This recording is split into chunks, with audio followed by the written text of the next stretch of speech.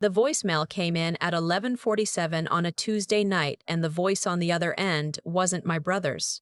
It was his fiancée, Petra, except she wasn't calling from his phone. She was calling from the front desk of my restaurant. My restaurant. I sat up in bed and played it again. "Hi, this message is for the events coordinator. This is Petra Winslow calling to confirm the private dining reservation for Saturday the 14th. 230 guests, full buyout, the Hargrove tasting menu. We wired the deposit last week under the Aldsworth Group account. Please confirm by morning. Thank you." I didn't move for a long time after that. The Aldsworth Group. That was the name my brother Caden used for his consulting side business. The one he'd been running out of our parents' garage 3 years ago when it was just a logo on a business card and a dream he talked about at every holiday dinner. The one that, as far as I knew, had never actually landed a client large enough to afford a full restaurant buyout on a Saturday night.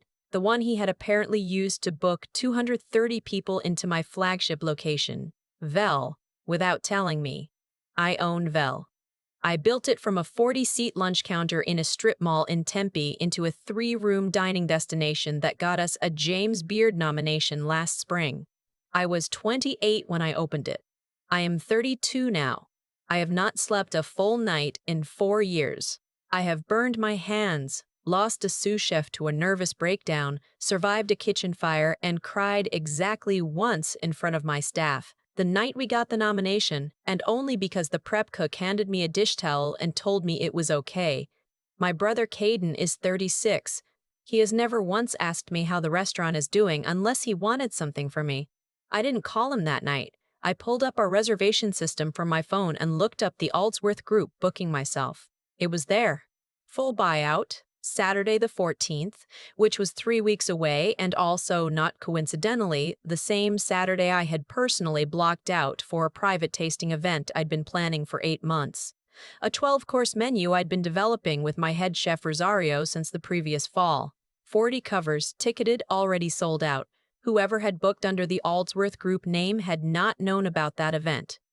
Or they hadn't cared. Or, and this was the version I kept circling back to, they had known I wouldn't say no to my own family, so they hadn't bothered to ask. I called my events manager, Nikichi, at 7 the next morning. She answered on the first ring because she always answers on the first ring, which is one of the reasons I trust her with my life. "The Aldsworth Group?" I said. She was quiet for a second. "I was going to call you about that." "When did it come in?" 11 days ago. It came through the third-party portal, not the direct line. Whoever booked it uploaded a corporate card on file, paid the deposit, and the system flagged it as confirmed. She paused. "I didn't put it together until I saw the contact name on the intake form this morning. Winslow. I was going to ask you if that's my brother's fiancée," I said. Another pause. Longer this time. "Kiki, did anyone on my team know who this was when they processed it?" "No," she said. "It looked like any other corporate event booking. The Aldsworth Group has a legitimate business registration. We checked." I believed her. That was the part that bothered me most. Not that someone on my team had dropped the ball, but that Caden and Petra had constructed something legitimate enough that there was no ball to drop. They had booked my restaurant the way any client books my restaurant, except they were not any client. They were my brother and his fiancée. They had not called me. They had not texted. They had not said, "Hey, we're planning something big. Could we talk?" They had paid a deposit on a corporate card and left a voicemail for my events coordinator. I spent the rest of that morning reading back through my texts with Caden. The last one was from 6 weeks ago. It was a meme he'd forwarded from some group chat. Before that, a message about our dad's birthday in February. Before that, nothing since Thanksgiving, when I'd hosted dinner at my apartment and he'd shown up 40 minutes late with Petra, who had looked around my kitchen and said, "Oh, this is cute," in the tone people use when they mean the opposite. I'd been cooking for them since I was 19. Literally cooking. My mother has celiac disease and my grandmother's recipes all use flour, so I spent years learning how to adapt them. How to make the Christmas cookies and the Easter bread and the birthday cake without gluten, so my mother could eat the same food as everyone else at the table. I used to bring containers of food when I visited. I used to show up on Sundays.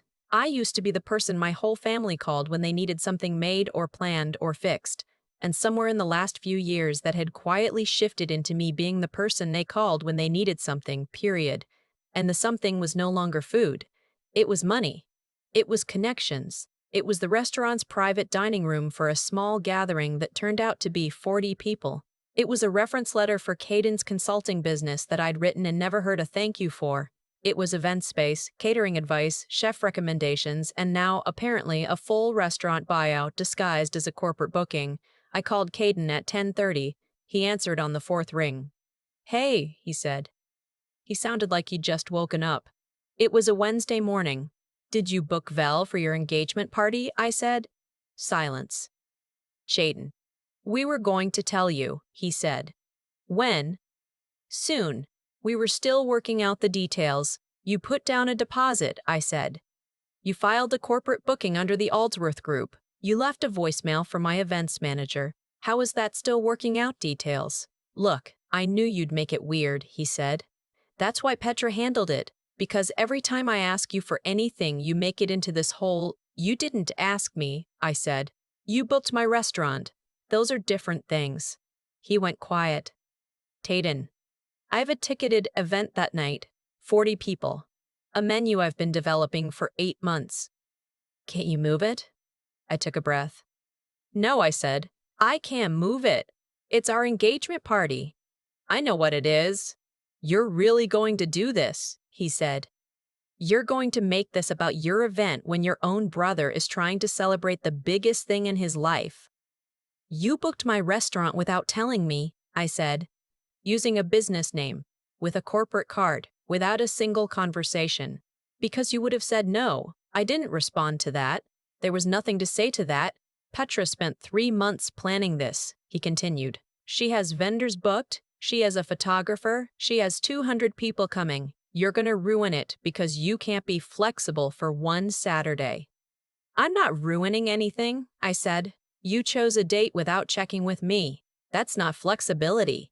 That's asking me to absorb a problem you created." He hung up. I sat in my office for a while after that. Rosario came in at some point, saw my face, and quietly left a cup of coffee on the corner of my desk without saying anything. That's the thing about people who work in kitchens. They understand a certain kind of silence. My mother called me that afternoon. "Your brother is very upset," she said. "I know. He said you're refusing to host the engagement party." "I have another event that night," I said. "He booked the date without asking me. He said he tried to reach out. He left a voicemail for my events coordinator. Under a business name. My mother was quiet in a particular way. She has. The way that means she's deciding how much of what she thinks to say out loud. I've known that silence my whole life. It means I'm about to be asked to understand someone else's perspective. He's your brother," she said. "I know who he is. He doesn't have what you have," she said. "You have the restaurant. You have your career. He's still building. Can't you be the bigger person here?" There it was. I've been the bigger person since I was 19 years old. I have been the bigger person at every dinner table, every holiday, every family gathering where my success was quietly treated as a resource to be accessed rather than a life that someone built. I have been generous. I have been accommodating. I have canceled plans, rerouted logistics, donated food in space and time, and said yes when I wanted to say no, because I am the older sister, because I have the restaurant, because someone has to keep the peace. "Mom," I said, "I can't move a ticketed event with 40 guests at 3 weeks' notice." 40 people, she said. "He has 230. "That's not how this works," I said. She sighed.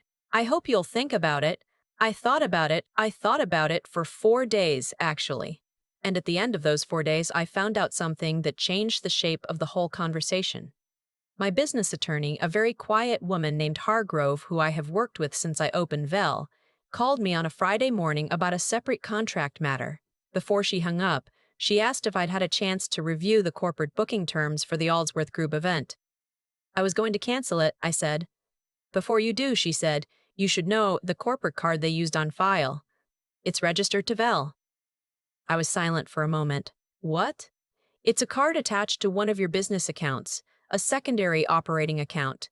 The deposit they paid, They paid it with your own money.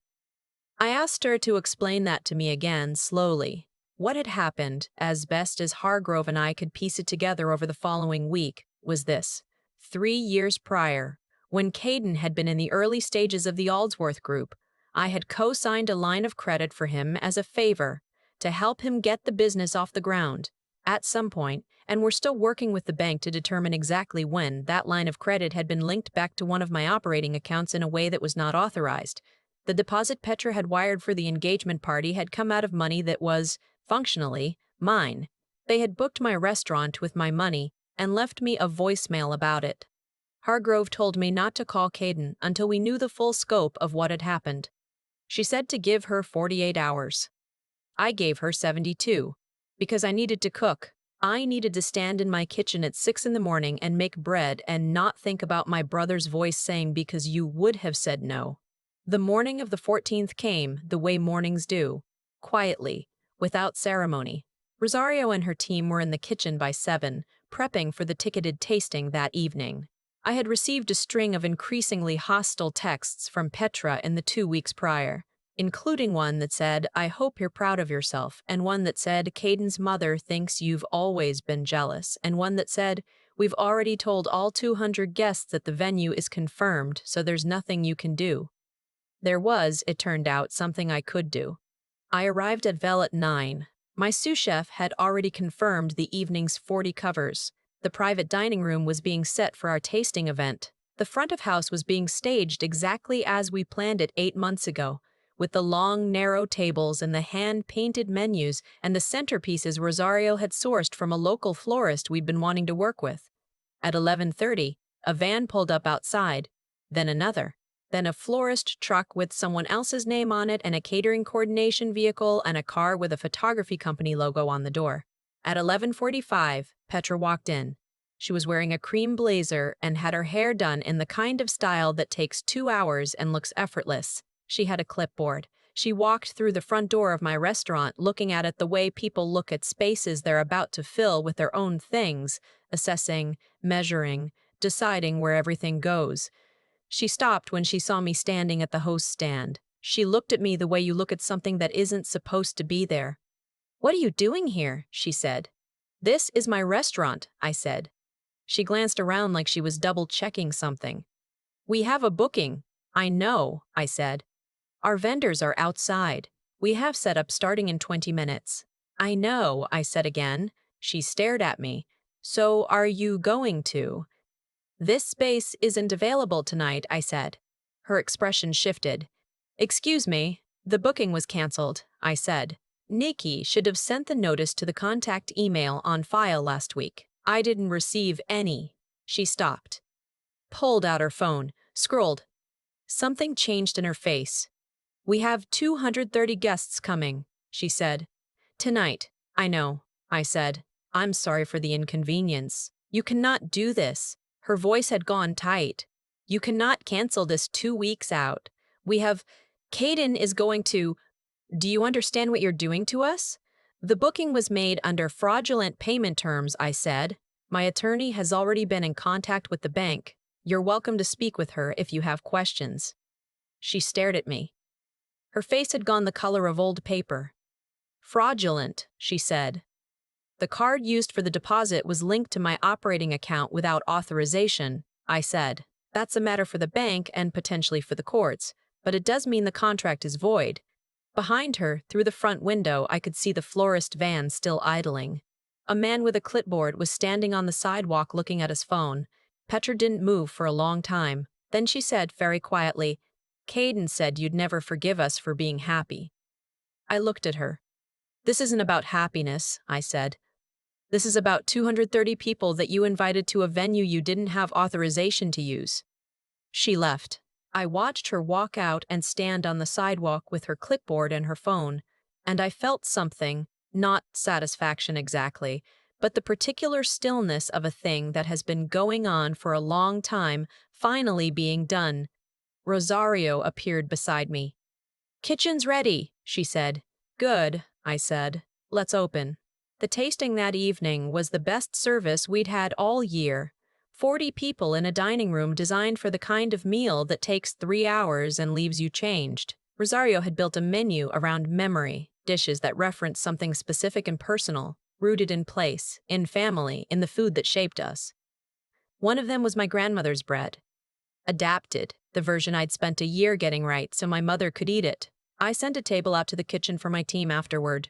We sat together for a while after the last guest left, and someone opened a bottle of something good, and we were quiet in the way that means everyone is tired and satisfied and glad to be in the same room. Caden called 3 times that night. I didn't answer. He texted once, "I can't believe you did this to us." I read it. I put my phone face down on the bar. My mother called the next morning. She said she didn't know what to say. I told her she didn't have to say anything. I told her what I'd told Petra, that this wasn't about happiness or jealousy or who had what. It was about the fact that for a very long time I had let my family treat my work as a resource without a cost, and the bill had finally come due. She cried a little. I let her. Hargrove is still working with the bank. The full scope of how the account was accessed is still being determined, and she's advised me not to discuss specifics until that process is complete. What I can say is that the Allsworth Group account and my operating line are no longer linked, and that I have signed nothing and co-signed nothing for anyone since. Caden and Petra held a smaller engagement dinner 2 months later at a different venue. I wasn't invited. I wasn't surprised. What I know is this: I built something real. I built it with my hands and my years and a specific kind of stubbornness that people in my family have always called my worst quality. I built it alone, mostly in the hours between close and open, in a kitchen that smelled like stock and dish soap and the particular sweetness of dough that's been proofing overnight. Nobody gets to book that without asking me first, not even family. Especially not family.